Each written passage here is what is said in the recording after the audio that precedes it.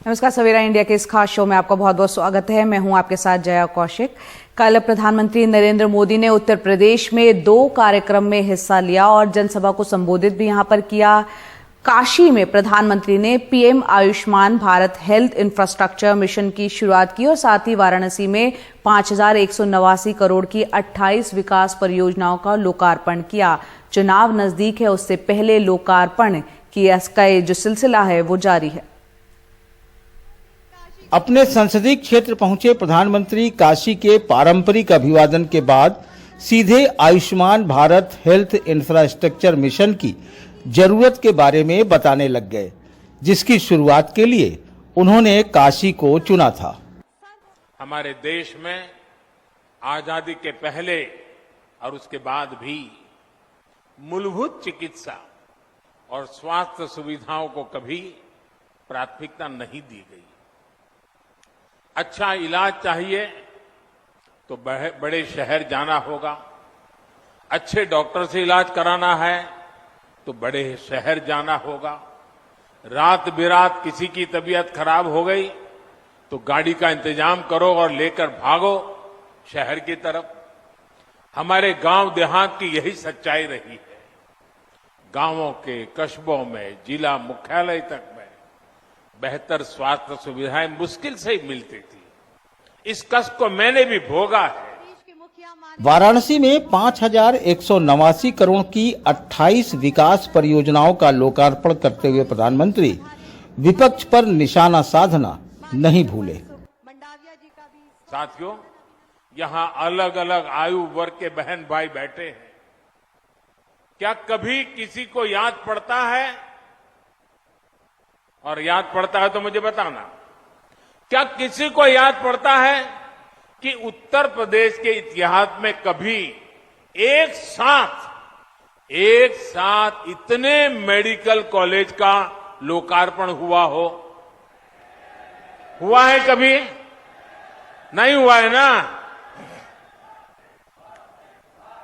पहले ऐसा क्यों नहीं होता था और अब ऐसा क्यों हो रहा है? इसका एक ही कारण है, राजनीतिक इच्छा शक्ति और राजनीतिक प्राथमिकता। काशी से पहले प्रधानमंत्री नरेंद्र मोदी सिद्धार्थनगर गए, जहां उन्होंने 9 मेडिकल कॉलेजों का लोकार्पण किया। उन्होंने त्योहारों के मौसम में लोकल फॉर वोकल को तरजीह देने की बात कही।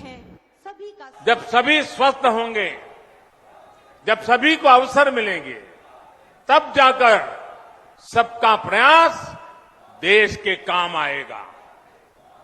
दीपावली और छठ का पर्व इस बार पूर्वांचल में आरोग्य का नया विश्वास लेकर आया है।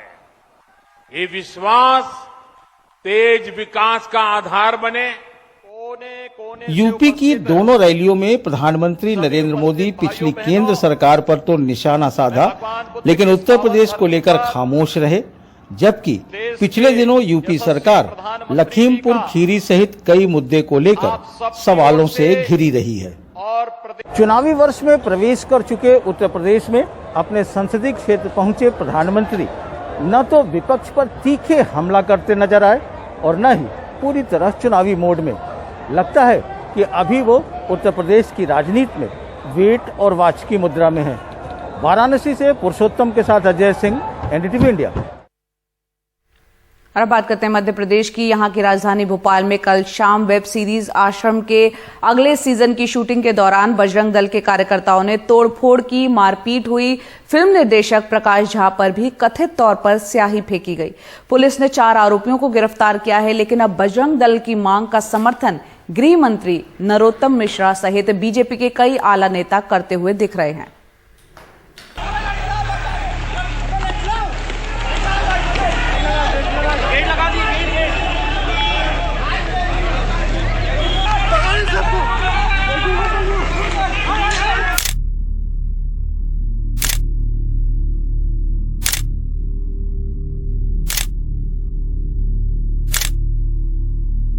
प्रकाश झा मुर्दाबाद, मुर्दाबाद, मुर्दाबाद। बॉबी देओल मुर्दाबाद, मुर्दाबाद, मुर्दाबाद। हिंदुओं की आस्था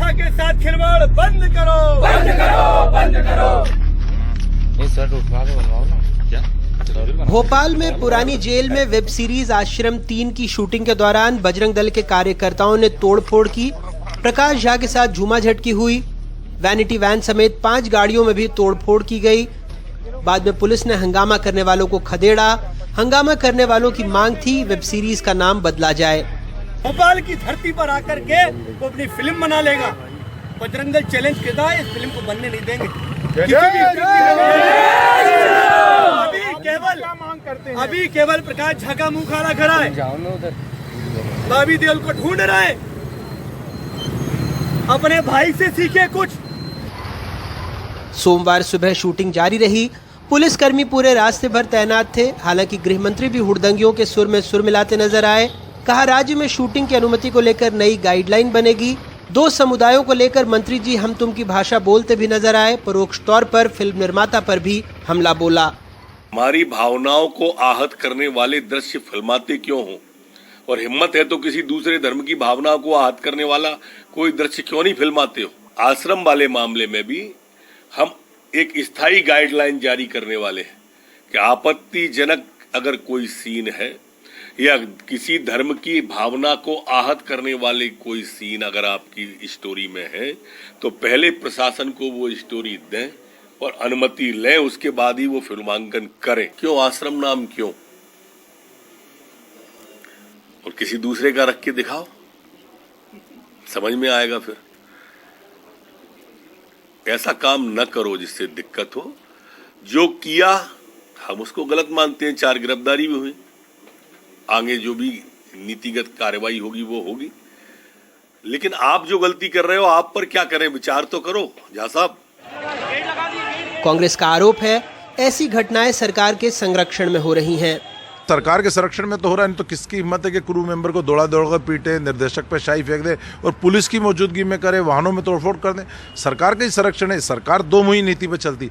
एक तरफ अनुमति भी सरकार देती है और गाइडलाइन और कंटेंट की बात करती है, और सरकार की अनुमति देने के बाद उन्हीं से जुड़े संगठन तोड़फोड़ करते हैं। तो यह कहीं ना कहीं मध्य प्रदेश के सरकारी संरक्षण के अंदर इस तरह की गुंडागिर्दी हो रही है और मध्य प्रदेश की छवि खराब करने का काम किया जा रहा है। इस पूरे मामले में फिलहाल प्रकाश झा ने ना तो पुलिस में शिकायत की है, न ही मीडिया में अपना पक्ष रखा है।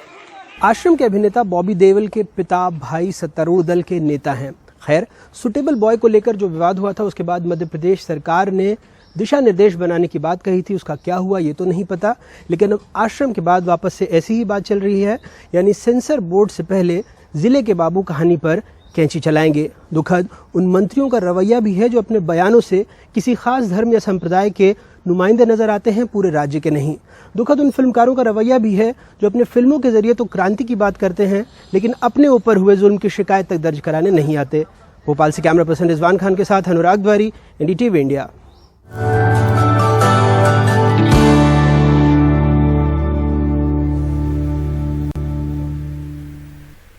और अब बात करते हैं महंगाई की मार की जो आम इंसान झेल रहा है। खाने के तेल की कीमत में गिरावट दिवाली से पहले भी संभव नजर नहीं आ रही है। दिल्ली के थोक व्यापार मंडी में सरसों के तेल की कीमत 170 रुपए प्रति लीटर पर बनी हुई है। अब खाद्य मंत्रालय ने सभी राज्यों को निर्देश दिया है कि वो बाजार में खाने पीने के तेल की उपलब्धता बढ़ाने के लिए कारोबारियों पर स्टॉक लिमिट लगाए। रविंद्र गुलाटी करीब 50 साल से दिल्ली की नया बाजार मंडी में खाने के तेल का कारोबार कर रहे हैं। बताते हैं कि सरसों तेल थोक में 170 रुपए प्रति लीटर बिक रहा है, खुदरा बाजार में और भी महंगा है। ब्रांडेड सरसों तेल 185 रुपए प्रति लीटर तक बिक रहा है। दिवाली से पहले दाम गिरने के आसार नहीं हैं। जो सोयाबीन और पामोलिन ऑयल हैं वो इम्पोर्टेड हैं, उन पर सरकार का कंट्रोल कम है। इसके अलावा जो सरसों का तेल है उस पर MSP बढ़ चुका है। किसानों को प्रोत्साहित किया जा रहा है, किसानों को अच्छे मार्जिन दिए जा रहे हैं और किसान घर बैठे अपना माल रोकते हैं। जो रोकते हैं माल को तो वो सर बाज़ारों में तेज़ होके आता है और इसी कारण कंपनी वाले जो मैन्युफैक्चरर है वो बाज़ारों में महंगा बेचते हैं। सोमवार को केंद्रीय खाद्य सचिव ने 23 राज्यों के खाद्य सचिवों के साथ खाने पीने के तेल की बढ़ती कीमतों की समीक्षा की।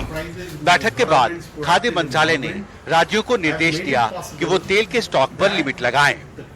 दिल्ली के नया बाजार मंडी में खाने पीने के तेल के व्यापारी ये मानते हैं कि पिछले कुछ हफ्तों में जिस तरह से सरकार ने एडिबल ऑयल के इम्पोर्ट पर ड्यूटी घटाई है, इससे भी बाजार में खाने पीने के तेल की कीमतों को नियंत्रित करना संभव होगा।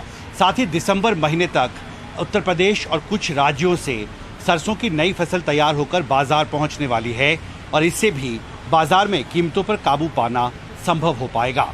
ये दिसंबर के एंड तक फसल तैयार होकर बाजार के अंदर आ जाएगी, तो किसानों को बहुत ज़्यादा बेनिफिट सरकार पहुंचा रही है। इससे बाजार में तेल जो आएगा थोड़ा बढ़ के ही आएगा। साफ है त्योहारों के सीजन में खाने के तेल की कीमतें ऊंची बनी रहेंगी। दिल्ली से कैमरा पर्सन सुशील राठी के साथ हिमांशु शेखर, एनडीटीवी इंडिया।